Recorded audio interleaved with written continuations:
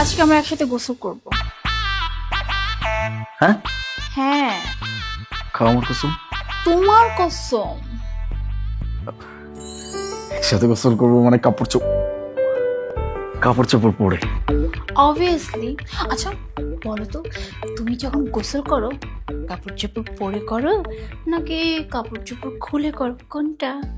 ছাড়া তাহলে আমরাও কাপড় চোপড় খুলে গোসল করব। তাহলে তো অনেক কিছু হয়ে যাইব। অনেক কিছু তো হবে। আচ্ছা শোন, হাজব্যান্ড ওয়াইফ একসাথে গোসল করব, আর গোসলের সময় যদি কিছু নাই হয় তাহলে কি মজা আছে বলো? সাবান সাবান লাগবে, পা পিছলে যাবে, শ্যাম্পু কিন্তু লাগবে। আর এছাড়া একসাথে গোসল করলে না সময়টাও বেঁচে যাবে। হ্যাঁ সময়ও বাঁচবে।